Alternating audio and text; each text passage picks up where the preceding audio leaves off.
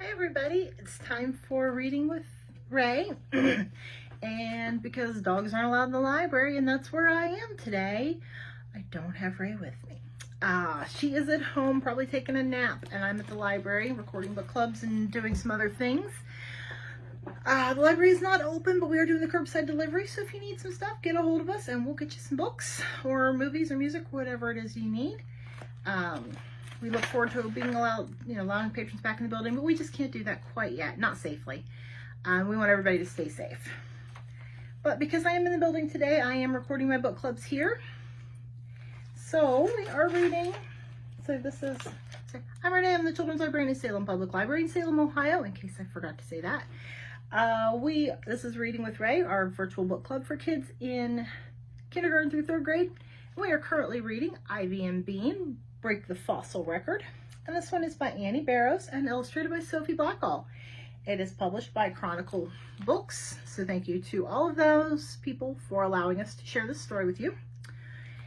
We actually are almost to the end. We're going to finish this one up today.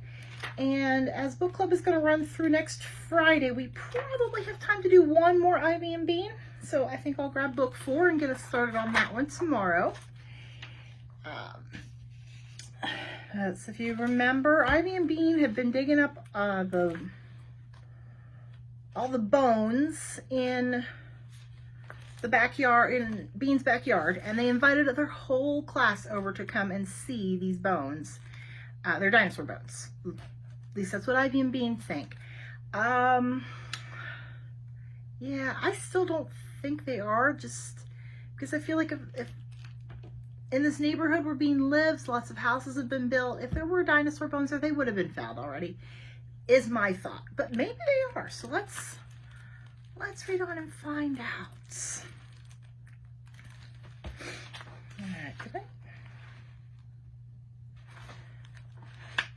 All right. So these chapters aren't numbered, but we are in the chapter called Dorkosaurus. I think we better stop now. We've got to start putting them together, Ivy said. Okay, Bean's arms were tired anyway. We can always dig up more later. There seemed to be no end to the bones in the ground.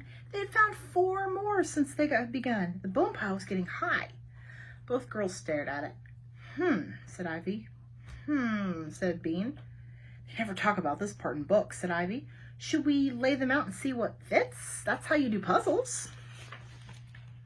Sure, okay, said Bean. There's some clean grass over there. Lying out on the grass, the 21 bones didn't look much like a dinosaur. It didn't look much like anything. Maybe it's just one part of a dinosaur, said Bean. Or maybe it's a small dinosaur, said Ivy. Remember, the small ones were more common. Right. Ivy picked up the rounded piece that Bean had found the day before. Let's start with this. It's a piece of skull. She put it down on the ground apart from the other bones. So now we have to find a neck. Oh, excuse me. Bean picked up the long, thick bone. I bet this is a neck. Ivy tilted her head to one side as she looked at it. I think you're right. This is fun. Oh, the neck bone's connected to the shoulder bone, sang Bean. Ivy put down a small bone that was almost the shape of a shoulder. And the shoulder bone's connected to the arm bone. There it is. Ivy put down a narrow bone, and the arm bone's connected to the hand bone. They didn't have hands, Ivy giggled. How about the backbone? Okay, the backbone. Ivy put down the first bone they had found. It flared out at one end. That's the hip, said Ivy. Right, said Bean. She sang the hip bone's connected to the leg bone. Piece by piece, they made a dinosaur. It was a small dinosaur, and some parts of it were missing, but they would probably find those the next time they dug. When they had it all arranged, they stood back to look at it. Pretty good, said Ivy. Don't you think we should stick it together? Yeah, I think they do it with wire in museums. Do you have any wire? Wire? I don't think so, said Bean. Ivy thought for a minute. Just for now, we could use tape, and we can take it off when we get some wire. Tape, you got it. Bean ran inside. I think it's almost 3:30, she said when she came out. In-betweens were hard. She was only positive when it was exactly an o'clock. This won't take long, Ivy said, pulling out the long piece of tape. She wrapped it around the skull and connected the other end to the neck bone. My goodness, I can't stop yawning today. She had to wrap it 4 times before it stuck. Bean began to work on the foot. It only had one foot. They were working so hard that they didn't see Nancy until she was standing right next to them. "That's disgusting," she said, staring at their dinosaur. Bean jumped. For some reason, she didn't want Nancy to know about the dinosaur. "Go away," she said. "What is that?" Nancy asked. Bean would never have answered in a million years, but Ivy didn't know about sisters. "It's a dinosaur," she said. "A Compsognathus, I think." "A dinosaur?" Nancy began to laugh, a high, mean laugh. "You think that's a dinosaur?" "Bug off, potato face," yelled Bean. She was getting a bad feeling. "It's a Dorgosaurus," squealed Nancy. She held her stomach like it hurt from laughing. Bean glared at her. "You guys are total losers. A dog buried those. The people who lived here before us had a dog. Look," she pointed at the neck bone. "That's a steak bone." "Get out of here," shouted Bean. She looked around wildly for something to throw at her. "Don't worry, I'm leaving," said Nancy, smiling. "Wait till I tell Dad. He's going to be mad you dug up the yard." She stood on the back porch and made an L for loser sign with her finger and thumb. "Shut up!" screamed Bean. She looked over at Ivy. Ivy was just sitting in the dirt. Bean stared at the dinosaur. Dog bones? Is that why they were so easy to find? That was my guess, too, is that they were dog bones. Bean felt heavy all of a sudden. She wasn't the youngest paleontologist in the world anymore. Mary Anning still had the record, and Bean had nothing. "Maybe she's wrong," said Ivy finally. "Maybe," said Bean, but somehow she didn't feel very hopeful. The back door opened and Bean looked up, ready to shout at Nancy. But it wasn't Nancy, it was her dad. He came down the stairs slowly, looking at the hole and the dirt pile and the bones. And then he looked at Bean and Ivy, sitting quietly on the ground. "Are you mad about the hole?" Bean asked. "No, the hole's fine," he said. He squatted down next to her and looked at the dinosaur they had taped together. "Nancy says they're dog bones," said Bean. He nodded. "Are they?" asked Bean. "I don't know," he said. "They might be." "Could they be dinosaur bones?" asked Ivy. "I don't think so," he said slowly. "I'm pretty sure that if there were dinosaur bones here, they'd be buried deeper in the ground. I see that you worked really hard, though." "Yeah," said Bean. She felt like crying. There was a knock at the backyard gate. "Who's that?" asked Bean's dad. "Everybody," said Ivy glumly. The bones of mystery.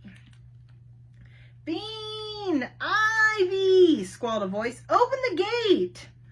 "I'm going to have to run away," thought Bean. She stood up, preparing for takeoff. "Open up, you guys!" That was Leo. "I'm going to be late for practice." "I'm running away," said Bean. "It was nice knowing you," she said to her dad. "Wait a second," said Ivy. She looked at Bean's dad. "You don't know what these bones... Oh my gosh, you don't know what these are the bones of, do you?" "Nope, can't say I do," he said. "So you're saying these bones are pretty mysterious, aren't you?"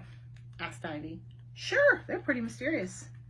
"The most mysterious bones you've ever seen?" He smiled. "You bet." Ivy nodded. "Good." "Bean!" Ivy turned to Bean. "Don't worry, it's going to be okay." She walked calmly toward the back gate and opened it. People streamed in. Bean couldn't believe how many there were.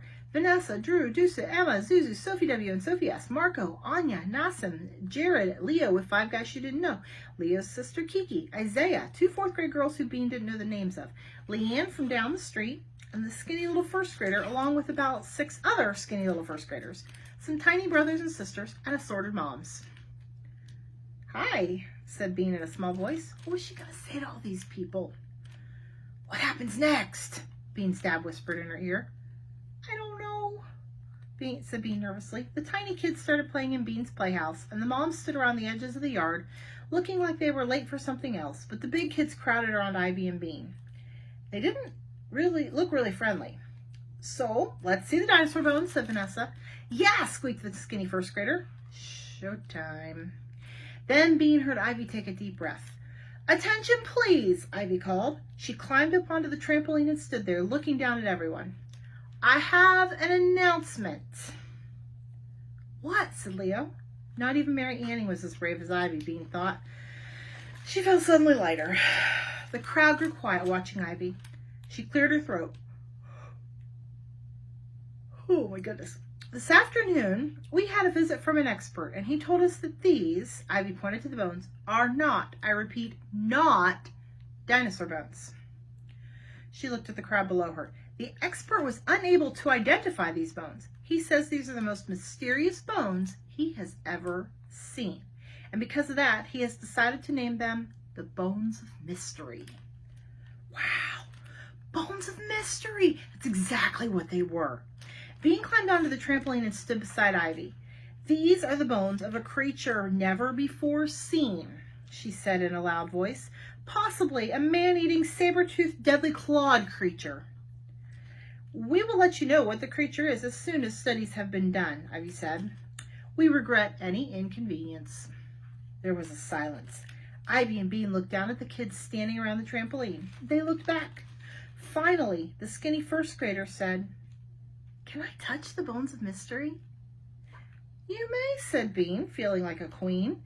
Kids quickly clustered around the bones, inspecting them and fingering their dirty dryness.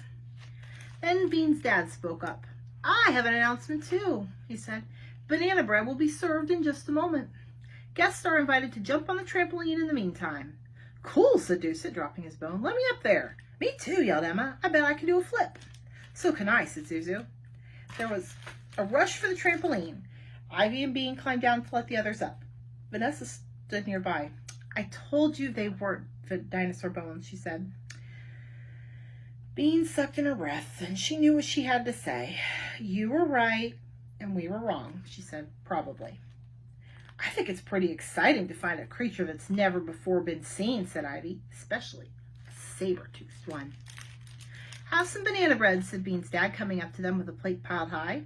"Thanks," said Vanessa, and she took 2 pieces. Leo was poking the bones with his foot. "Bones of Mystery," he said. "You guys are wacko." Ivy and Bean looked at each other. That's what they said about Mary Anning. Another day, another record. The banana bread ran out quickly, but nobody left. Kids were digging and jumping and running around. The first graders were spraying the hose into Bean's hole. The moms were standing in a circle chatting. Bean found her dad sitting on the stairs. "Will you go get your camera?" she asked. "Please?" He put his arm around her. "Why?"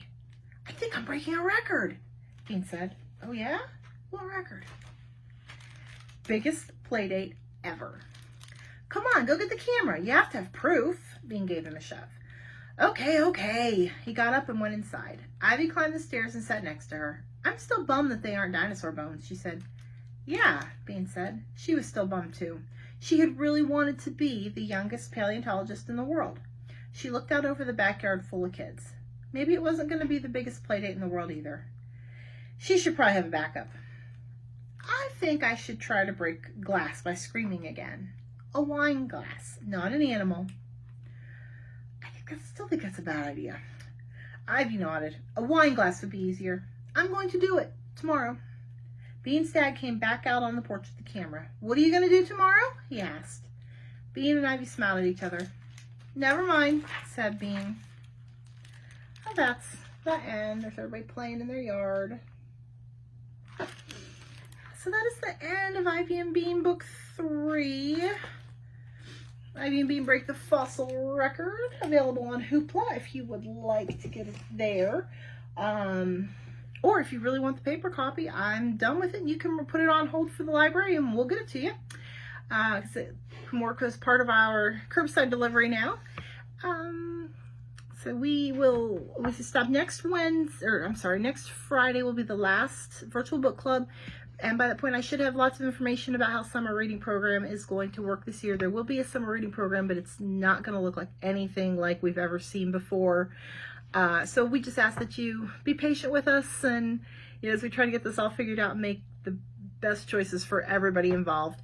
So I will start Ivy and Bean Book 4 tomorrow. So I will see you guys then. Have a wonderful afternoon. I'm recording this on Wednesday morning. It looks like it's pretty nice outside, so get outside and enjoy some sunshine. Don't dig up your yard looking for dinosaur bones without your parents' permission, please. I will see you guys soon. Thanks. Bye.